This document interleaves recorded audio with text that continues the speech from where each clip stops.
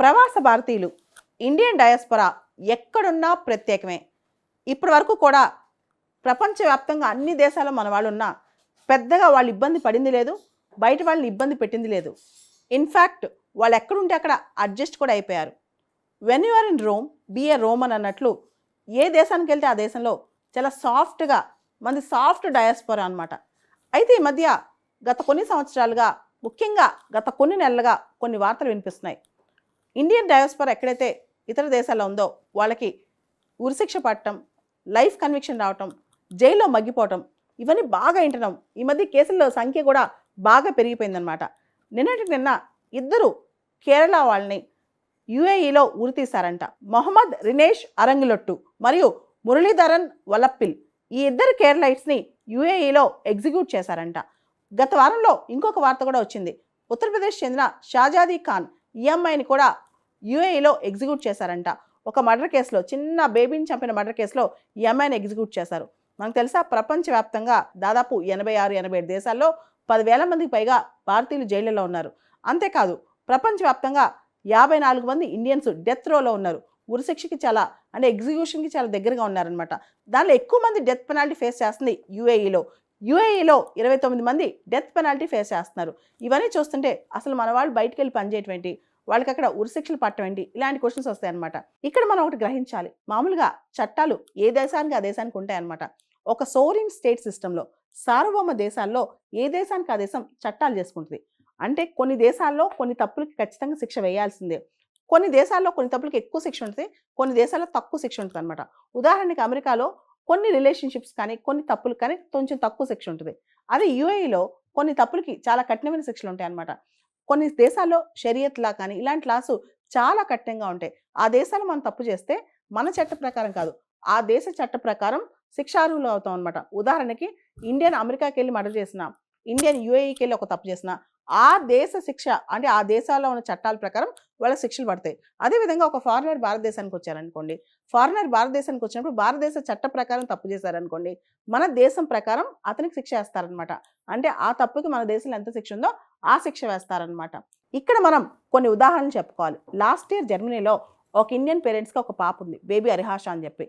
ఆ పాప మీద బాడీ మీద కొట్టినట్లు కొన్ని సిమ్టమ్స్ కనిపించాయి.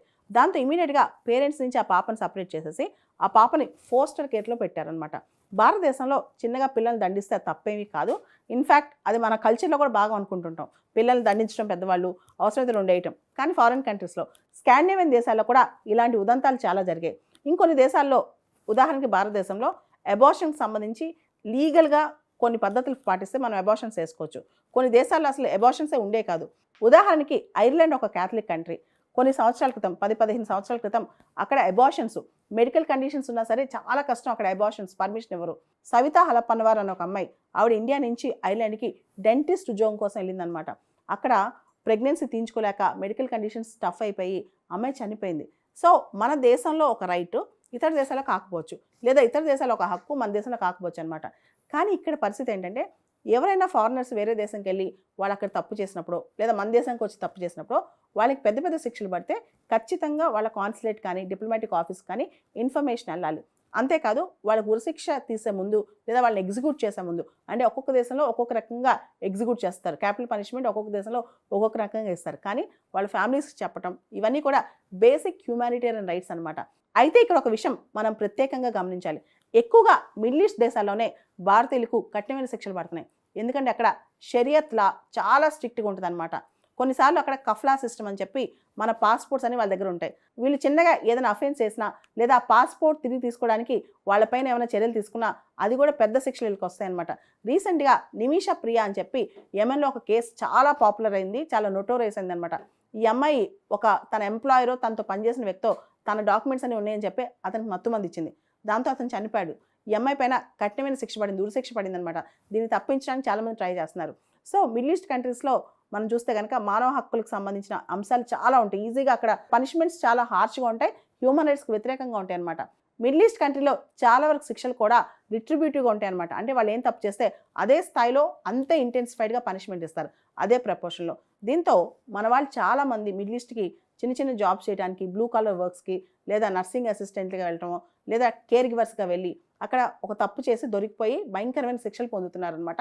అక్కడ జైళ్ళలో కూడా మన వాళ్ళు మగ్గిపోతున్నారు. ముఖ్యంగా చాలా మంది యొక్క డాక్యుమెంట్స్, వీసా, పాస్పోర్ట్ డాక్యుమెంట్స్ వాళ్ళ ఎంప్లాయర్స్ దగ్గర ఉండి వాళ్ళు బయటికి రాలేక జైల్లో అమాయకంగా మగ్గేవాళ్ళు కూడా చాలా మంది ఉన్నారు. ప్రత్యేకంగా సివిల్ సర్వీసెస్ ఎగ్జామ్ సంబంధించి ఏ ఆప్షన్ చూస్ చేసుకోవాలి, ప్రిపరేషన్ ఎప్పుడు స్టార్ట్ చేయాలి, ఏ బుక్స్ రిఫర్ చేయాలి, ఇలాంటి డౌట్స్ ఉంటే CSBIS అకాడమీని కాంటాక్ట్ అవ్వచ్చు. దీనికి సంబంధించి నా పర్సనల్ అపాయింట్మెంట్ ఈ వీడియో పైన డిస్ప్లే అవుతున్న కాంటాక్ట్ నెంబర్కి ఫోన్ చేసి తీసుకోవచ్చు.